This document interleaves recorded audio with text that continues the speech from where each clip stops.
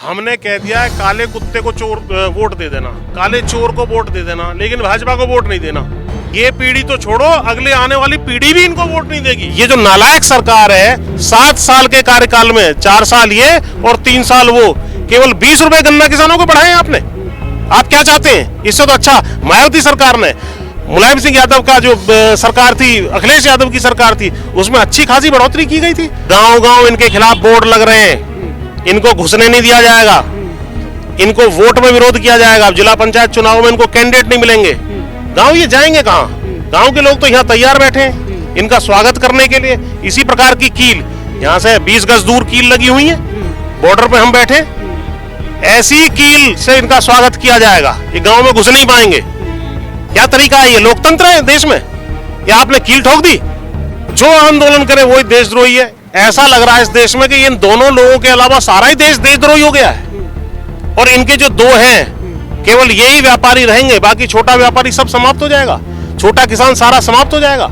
ये देश इस चीज को सहन करने वाला अब नहीं है। अघोषित इमरजेंसी चल रही है इस देश में। ये ज्यादा दिन तक ऐसे हालात नहीं चलेंगे, तो इनको उखाड़ करके फेंकेंगे हम। रावण को मारने के लिए जब रामचंद्र जी गए थे तो वो किसी भी अस्त्र से नहीं मरा, तो फिर उसे बताया गया रामचंद्र जी को कि ये नाभि में इसके अमृत है, वहां अटैक करो। तो अब हमें पता लग गया है कि रावण जो है ये, इसके नाभि में हमें हमला करना पड़ेगा। नाभि है वोट, इसको जब वोट की चोट लगेगी तब ये सुधर जाएंगे। जैसा पंजाब में हुआ, पंजाब में इनका सुपड़ा साफ हो गया, ये 5वें नंबर पे पहुंच गए। शेर की तरह चौधरी पुष्पेंद्र सिंह बैठा है, हमें गिरफ्तार करो सबसे पहले। नेशनल चैनलों पे मैं लगातार कह रहा हूं, अरे गिरफ्तार करना, हमें गिरफ्तार करो। तुम इन बच्चों को परेशान क्यों कर रहे हो? ये युवाओं का भविष्य क्यों बर्बाद कर रहे हो? इनको कल नौकरियां करनी है, आप केवल एक डर बिठाना चाहते हो कि युवा हमारे यहाँ पर सपोर्ट करने ना आए, युवा डर जाए। नौकरी युवाओं को आप दे नहीं रहे। आप जैसे सज्जन पत्रकार कोई स्टोरी करते हैं, आपको जेल में बंद कर देते हैं। कोई युवा लड़की कहीं से हमारे सपोर्ट में लिख दे कि भाई किसानों का समस्या हल करो, उसको उठा करके जेल में बंद कर देते हैं। कोई विदेश से कुछ कह दे तो ट्वीट कर दिया, टूल किट इनकी निकल आती है। इनकी सारी टूल किट फेल हो गई है। स्वयं एंकर भी हमारे विरोध का ही होगा और एक व्यक्ति फर्जी किसान नेता बैठाया जाएगा। ये 4 बैठाए जाते हैं, लेकिन जब फर्जी आदमी और असली आदमी की लड़ाई होती है तो उन चारों को पटकनी मार दी जाती है। उसके बाद फिर 5वां एक चालू हो जाता है, पीछे जो बैठा है ना, PCR जिसको कहते हैं, वो भी आवाज डाउन करता है। मेरे साथ अभी किसान आंदोलन के सबसे बड़े प्रवक्ता पुष्पेंद्र जी मौजूद हैं। हम इनसे बातचीत करते हैं कि पुष्पेंद्र जी, ये बताइए कि 3 महीना आप लोगों के आंदोलन को हो गया, सरकार की तरफ से बातचीत का प्रस्ताव भी आया, बातचीत हुई भी, लेकिन फिर उसके बाद 26 जनवरी के बाद सरकार ने बातचीत के रास्ते बंद कर दिए। अब आप लोग बातचीत करना चाहते हैं, तो क्या सरकार की तरफ से कोई बातचीत का प्रस्ताव अभी तक आया? देखिए, सरकार ये कह रही है कि हम एक फ़ोन कॉल दूर हैं। कॉल के बीच में कील ठोक दी और आज तक इन्होंने ये नहीं बताया कि नंबर कौन सा है जिस पर डायल करें बातचीत शुरू हो। जहाँ तक बातचीत करने का सवाल है, हम लोकतंत्र में बैठे हैं और हम चाहते हैं कि बातचीत के माध्यम से मसला हल हो, लेकिन ये इनके ऊपर निर्भर है कि ये कितने दिनों तक बातचीत करें या ना करें। हमें कोई चिंता नहीं है, हम यहाँ साल भर बैठ सकते हैं, 2 साल बैठ सकते हैं, और ये चाहें तो हम 2024 तक यहीं बैठे रहेंगे। ये इनके ऊपर है। जब इन्हें लगे कि बातचीत हम थक गए, ये लोग थक गए, तब ये आ जाएं। अभी कोई प्रस्ताव आ रहा है सरकार की तरफ से बातचीत का? नहीं, अभी कोई प्रस्ताव ऐसा तो मेरे इस तरह की बातचीत बन रही हो या फिर कोई नहीं। देखिए, ऐसा है, ये इतनी असंवेदनशील सरकार है। 200 से ज्यादा किसान भाइयों की शहादत इस आंदोलन में हो चुकी है। किसी मंत्री से लेकर संतरी ने आज तक कोई संवेदनशीलता नहीं दिखाई है। भारी रोष है इस वक्त। तो हमने भी अपना गियर बदला हुआ है। पहले चरण में हम शांति से बैठे थे, उसके बाद 26 जनवरी को ट्रैक्टर रैली और सब चीजें हुई। उसके बाद अब विस्तार ले रहा है आंदोलन। लगातार जो है हरियाणा में, पंजाब में, पश्चिम उत्तर प्रदेश में और राजस्थान में, सारे देश में जो है बड़ी बड़ी महारैलियां हो रही हैं। लाखों लाख लोग आ रहे हैं। उससे ये चिंतित हैं। इनको लग रहा है कि जमीन हिल रही है। महापंचायत और महारैली तो हो रही है, लेकिन इसका रिजल्ट कब तक आएगा? और आप लोग मतलब क्या कभी बॉर्डर पर आएंगे या फिर सिर्फ महापंचायतें और महारैलियां होती रहेंगी? देखिए, आदमी मरने के बावजूद भी जो आदमी ना माने, महापंचायतों से भी जो आदमी ना माने, तो अब हमने जो है, जो रावण था, रावण को मारने के लिए जब रामचंद्र जी गए थे तो वो किसी भी अस्त्र से नहीं मरा, तो फिर उसे बताया गया रामचंद्र जी को कि ये नाभि में इसके अमृत है, वहां अटैक करो। तो अब हमें पता लग गया है कि रावण जो है ये इसके नाभि में हमें हमला करना पड़ेगा। नाभि है वोट, इसको जब वोट की चोट लगेगी तब ये सुधर जाएंगे, जैसा पंजाब में हुआ। पंजाब में इनका सूपड़ा साफ हो गया है, ये 5वें नंबर पे पहुंच गए। अब 1-1.5 महीने बाद यहाँ चुनाव आने वाला है। उत्तर प्रदेश में जो हमारा जिला पंचायत और ग्राम पंचायत चुनाव आ रहा है, उसमें भारी शिकस्त वोट की चोट से के माध्यम से हम देने जा रहे हैं। और जब वोट की चोट लगेगी, जब इन्हें लगेगा कि तुम्हारी गद्दी हिल रही है, गद्दी जाने वाली है, तब ये मानेंगे। तो क्या आप लोग इस चुनाव में, जो चुनाव पंचायत चुनाव आने वाला है, जिला पंचायत चुनाव, इसमें बीजेपी के खिलाफ प्रचार करेंगे? हमने कह दिया है काले कुत्ते को चोर वोट दे देना, काले चोर को वोट दे देना, लेकिन भाजपा को वोट नहीं देना। अभी मैं यहाँ सब बागपत से हमारे भाई लोग बैठे हुए हैं, इनसे सब यही चर्चा कर रहा था। इन्होंने कहा है उनको हम घुसने तक नहीं देंगे। और अभी आगे हम बैठे हुए थे, इसी तरह के एक अलग अलग जिलों से लोग बैठे थे, उनसे हमने बात की। उन्होंने कहा जैसे अभिमन्यु ने बात सुन ली थी ना अपनी माँ की, तो ये पीढ़ी तो छोड़ो, अगले आने वाली पीढ़ी भी इनको वोट नहीं देगी, ऐसी स्थिति हो रही है। 3 महीने हो गए आपके आंदोलन को और लगभग 200 से ज़्यादा किसान शहीद हो गए हैं, लेकिन फिर भी मीडिया आप लोगों को लेकर नर्म नहीं हो रही, वो आप लोगों का पक्ष रख नहीं रही है। उसको लेके देखिए, मीडिया आप जैसे भाई मजबूती से लगे हुए हैं। कई बार मुझे आप यहाँ पर जो है अलग अलग इंटरव्यू देते हुए मिल जाते हैं। तो सोशल मीडिया इतना प्रभावशाली है कि जो गोदी मीडिया है, यदि वो ना भी दिखाए तो हमें कोई चिंता नहीं है। 25 किलोमीटर लंबा कैंप वहाँ टीकरी बॉर्डर पे स्वयं हम गए थे, लगा हुआ है। सिंगू बॉर्डर पे 30 किलोमीटर लंबा लगा हुआ है, और यहाँ पर भी कई किलोमीटर का आप देख रहे हैं लगा हुआ है। दिखा रही है कि किसानों की संख्या लगातार कम हो रही है। हाँ, यही तो चाहते हैं। अब यहाँ कोई संख्या कम नहीं हो रही है। 25 किलोमीटर का मैं अभी आपको वीडियो कार्यक्रम के बाद, इंटरव्यू के बाद दिखा दूंगा। मैंने खुद रिकॉर्ड किया है वहाँ जाकर के, जबकि 14 मिनट बाद भी कैंप खत्म नहीं हुआ। हमें कैंप के आखिरी छोर से मंच तक टीकरी पहुंचने में ये भी कहती है कि ये जो आंदोलन है ये जाट आंदोलन है। देखिए, इन्होंने तो कोशिश की थी कि पहले सिख आए तो इसको खालिस्तानी बता दो, इस देश में जो पंजाब का बता दो, फिर हरियाणा का बता दो, फिर केवल पश्चिम यूपी का बता दो, केवल जाटों का बता दो। सभी जाति धर्मों के किसान इसमें शामिल हैं, सारे प्रदेशों के किसान इसमें शामिल हैं। और अब वोट की चोट के माध्यम से इनको सबक सिखाने के लिए इस देश का किसान, मजदूर, और मैं इसमें ये बता दूं, यहाँ पर जो पैरामिलिट्री के हमारे भाई हैं, जिनकी पेंशन इन्होंने काट दी है, आपको जानकारी शायद है या नहीं, 2004 के बाद से जो मिलिट्री है, आर्मी, नेवी, एयरफोर्स, उसके अलावा सारे विभागों की पेंशन काटने का इन्होंने काम कर दिया। भारी रोष है सरकारी कर्मचारियों में। नौजवानों को नौकरी नहीं मिल रही है, मारे फिर रहे हैं। जो व्यापारी भाई हैं वो भी 26 तारीख को बंद करने जा रहे हैं, भारत बंद करने जा रहे हैं, क्योंकि जीएसटी के जाल में उनका शिकंजा कस दिया। और पेट्रोल डीजल की जो कीमतें बढ़ गई हैं, इनका नारा है नया जो हमने दिया है, हम दो हमारे दो, डीजल 90 पेट्रोल 100, ये इनका नारा है। आप लोग, लेकिन चलिए, कृषि कानून का विरोध तो ठीक है, लेकिन आप लोग अडानी और अंबानी का विरोध क्यों कर रहे हैं? मैं बता तो रहा हूँ आपको, हम दो हमारे दो, ये दो ऊपर जो लोग बैठे हैं, जो ये कहते हैं कि जो आंदोलन करे वही देशद्रोही है। ऐसा लग रहा है इस देश में कि इन दोनों लोगों के अलावा सारा ही देश देशद्रोही हो गया है। और इनके जो दो हैं, केवल यही व्यापारी रहेंगे, बाकी छोटा व्यापारी सब समाप्त हो जाएगा, छोटा किसान सारा समाप्त हो जाएगा। ये देश इस चीज को सहन करने वाला अब नहीं है। अघोषित इमरजेंसी चल रही है इस देश में, ये ज्यादा दिन तक ऐसे हालात नहीं चलेंगे, इनको उखाड़ करके फेंकेंगे हम। तो क्या सरकार इस बात को मान गई है कि आप लोग बिल नहीं समझ पा रहे हैं? क्योंकि सरकार अभी तक यही कह रही है कि आप लोग बिल नहीं समझ पा रहे हैं, आप लोगों को भड़काया गया है। अपने लास्ट स्पीच में भी प्रधानमंत्री ने यही कहा कि आप लोग बिल को समझ नहीं पा रहे हैं, और ये जो कुछ लोग आंदोलन कर रहे हैं, ये सारे लोग आंदोलन जीवी हैं, जैसा कि आपने भी सुना होगा। अरे, बिल ज्यादा अच्छी तरह, जिसको कहते हैं गाँव की भाषा में, ज्यादा सुथरी तरह समझ गए हम, तभी तो आंदोलन कर रहे हैं। ज्यादा समझ में आ गए हैं बिल लोगों के, किसानों के पक्ष के बिल नहीं है।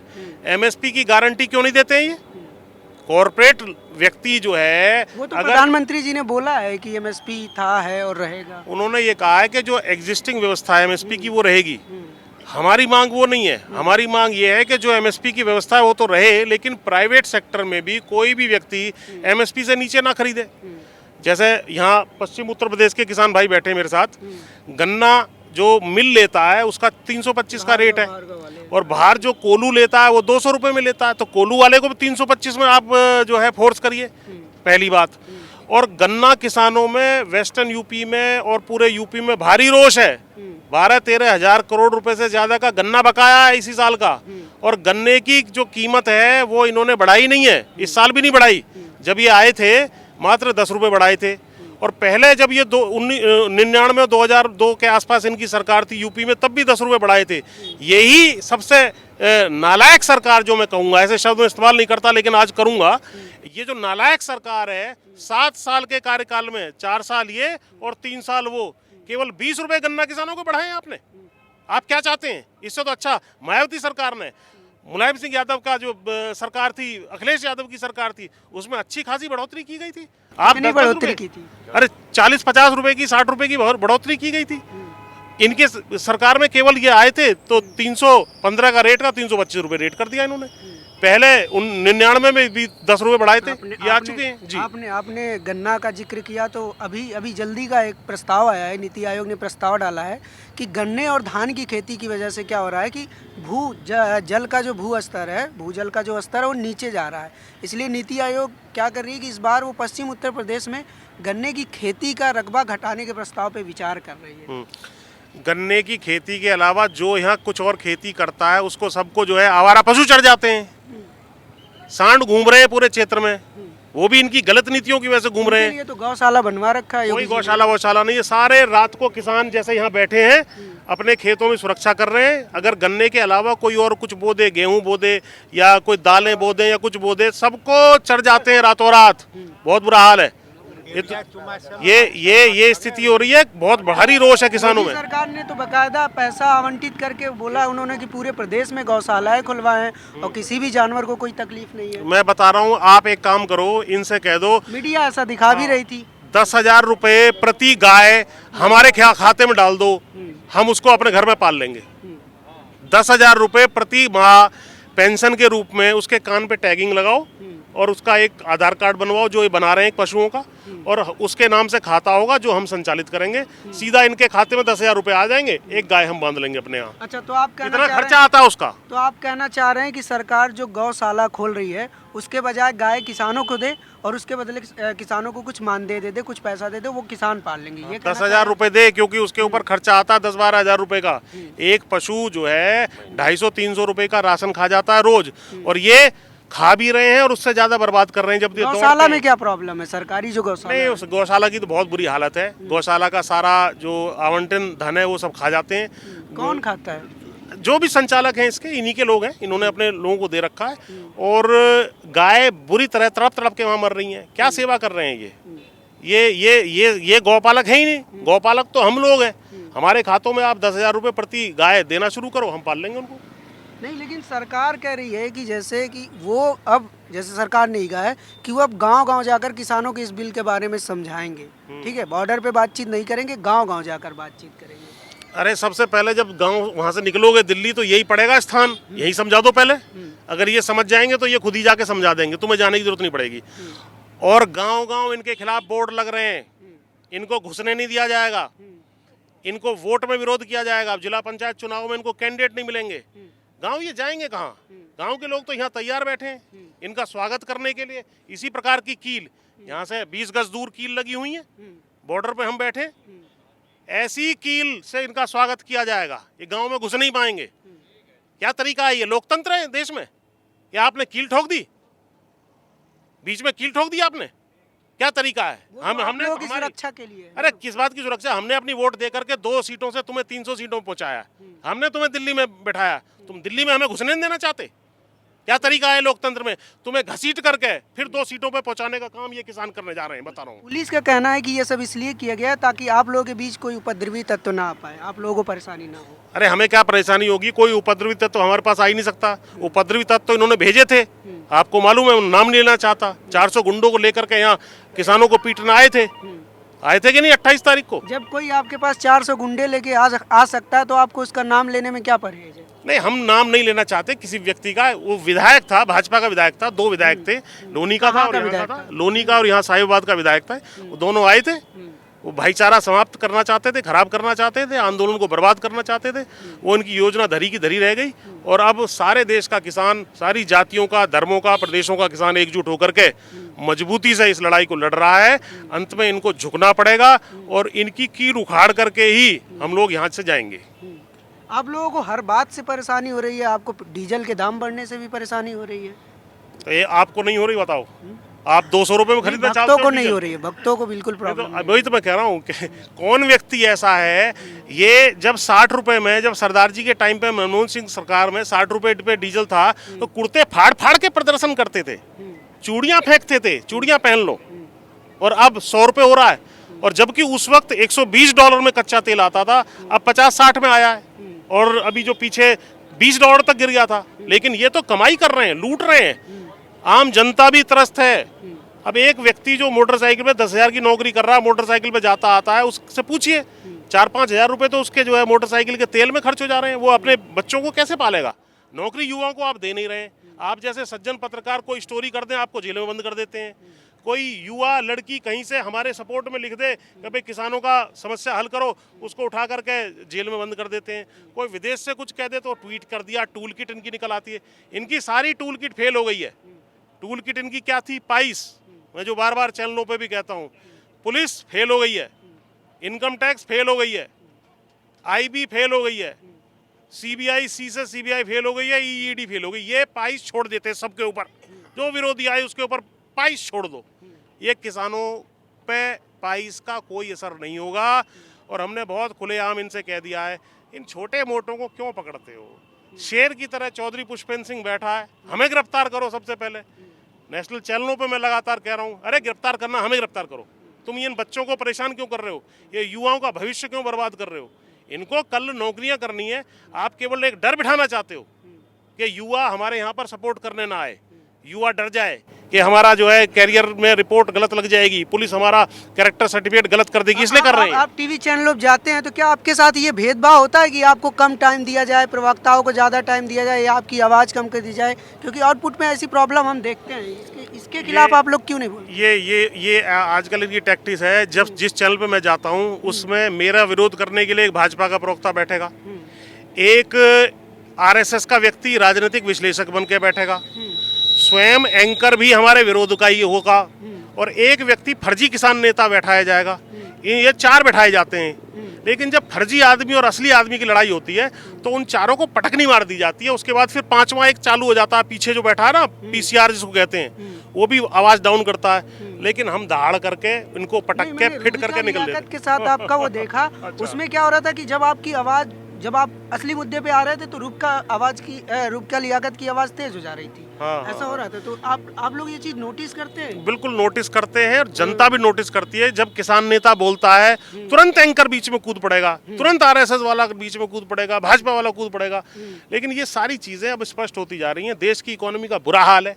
नेशनल दस्तक की आपसे गुजारिश है कि अगर इसको बचाना चाहते हैं तो नेशनल दस्तक को सब्सक्राइब करने के लिए रेड कलर के सब्सक्राइब बटन को दबाएं, फिर बेल आइकन की घंटी दबाएं। नेशनल दस्तक को बचाने के लिए बहुत जरूरी है कि हर खबर को शेयर करें, लाइक करें, कमेंट जरूर करें।